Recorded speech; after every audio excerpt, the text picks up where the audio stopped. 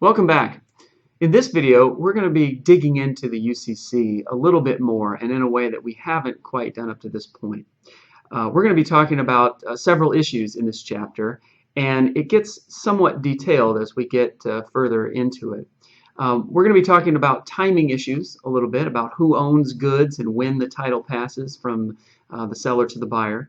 We're going to be talking about the risk of loss and what happens if the goods are destroyed as they go from the seller to the buyer. And then we're also going to be talking about certain warranties or promises that go along with the sale of goods. Before we get into that, though, let me give you the lawyer joke of the week. And it goes like this. NASA was conducting interviews of professionals to send on their trip to Mars, and it was a one-way trip. So as they were interviewing the professionals, they first interviewed an engineer. And they told the engineer that the trip would be one way, but they would pay the professional that they chose so that they could leave the money to whoever they wanted. And the engineer said, I would like $1 million because I would like to leave it to my alma mater for research. So then the second candidate that NASA brought in was a doctor. And the doctor said, I would like to be paid $2 million because I'd like to leave $1 million for my family, and then I'd like to leave $1 million to the advancement of medical research. And the last candidate was a lawyer. And the lawyer says, I'd like to be paid $3 million. And the interviewer had to stop and ask, he said, why so much more than the others? And the lawyer said, well, the way I look at it, I pay you $1 million, you give me $1 million, and we'll send the engineer to Mars. Right? Who said lawyers can't do math? Anyway, let's talk about goods and how goods get transferred from the seller to the buyer.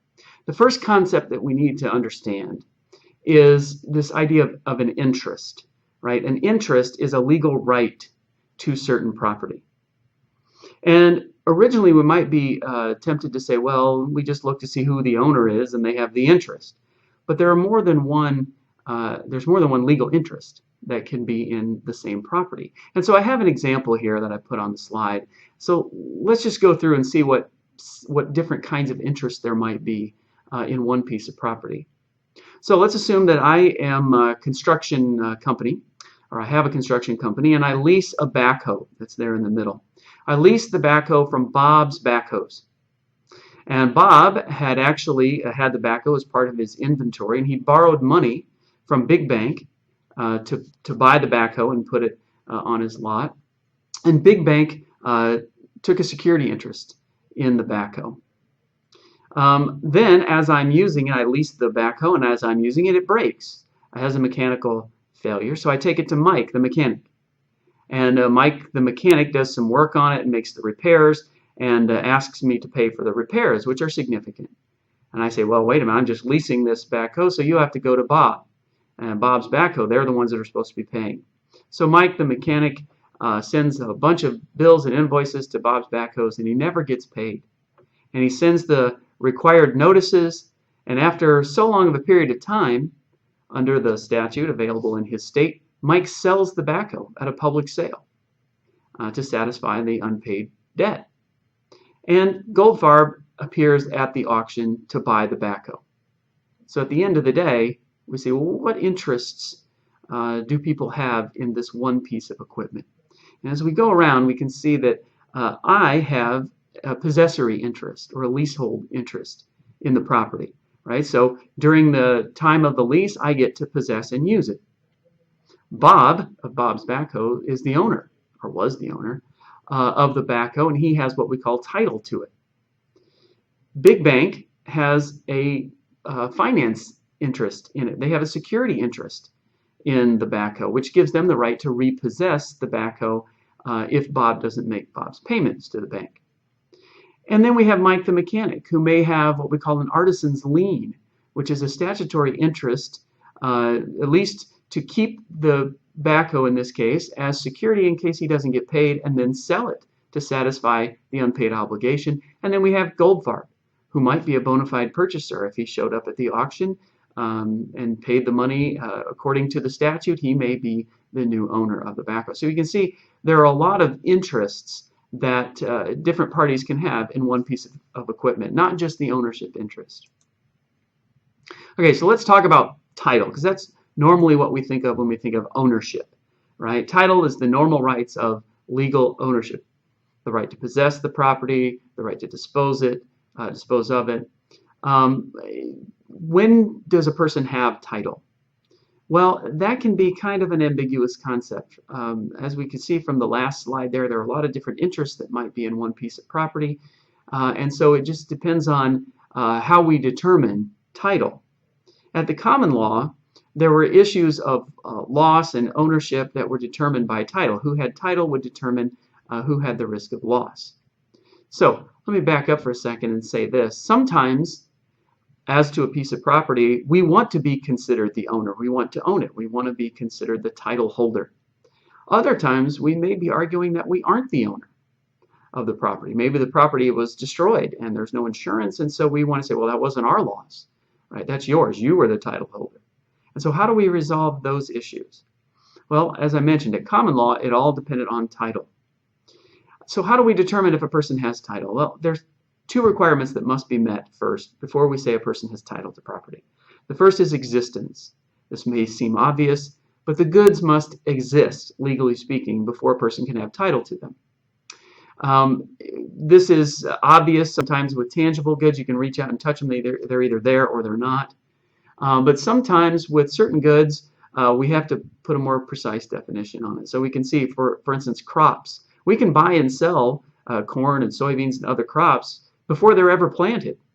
So when do they exist? When can title pass? Same thing with livestock.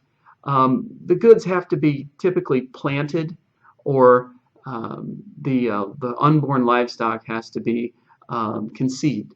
And that's the point at which they exist. Identification. This is the second requirement for title. So first of all, the goods have to exist. And second, we have to identify them to the contract. Right? Goods must be identified before the title can pass. What does that mean? That means we have to indicate in some way which goods are the subject of this particular contract before title can pass from the seller to the buyer. So there are a couple ways to do this. First, the parties can always, in their contract, determine between each other how and when title will pass or identification will occur. Right? But when we don't say anything about identification, when does that happen? Well, the UCC says if we're silent, if the parties to the contract are silent about identification, then for unborn animals and crops, identification occurs when they are planted or when they're conceived, like existence. For other goods, though, identification occurs when the seller either marks, ships, or otherwise indicates that those goods are bound toward the buyer. There was a case that we used to have as part of our textbook where there was a seller of a large volume of paint, and the seller would put the paint in different cans and put the cans in a warehouse, and the warehouse just contained, hundreds and thousands of cans of paint.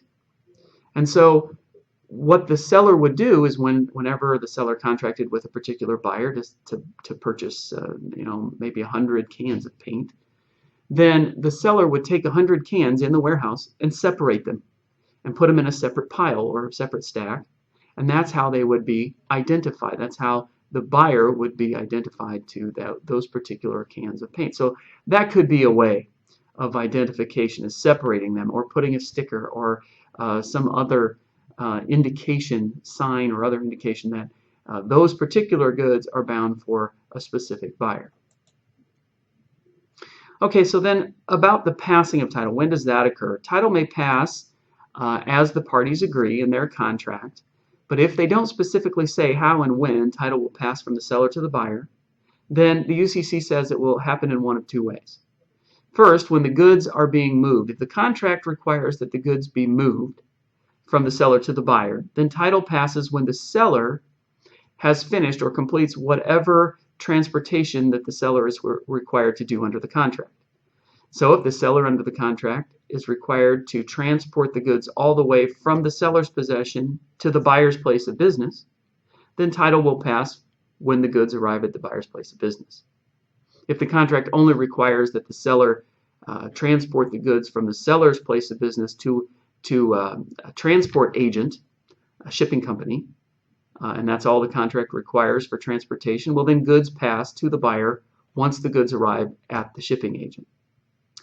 If the goods are not going to be moved, maybe just ownership is going to be transferred. Let's say with grain, we have a big grain bin that holds thousands of bushels of corn, but the seller is only going to sell a certain number of those bushels to the buyer, maybe 500. Well, the goods are not going to necessarily be moved from the seller to the buyer. Then title passes when the buyer receives the ownership document. So the corn is going to remain in the bin, and it's just going to be ownership that changes. So when does that happen, and when does the buyer get title? When the seller gives the buyer a document like a warehouse receipt indicating that 500 of the bushels in that bin are yours. If there are no documents required for the transfer, then title passes when the contract is formed.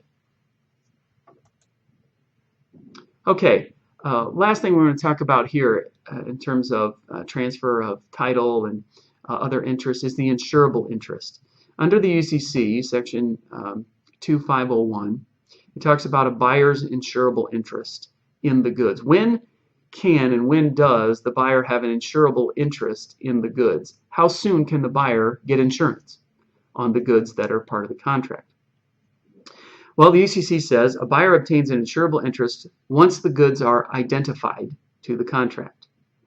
Right? So if we have our grain bin example, once the goods have been identified, right, there's a document that sets out 500 of those bushels go to the buyer, and the buyer receives that document, then the buyer has an insurable interest in those bushels.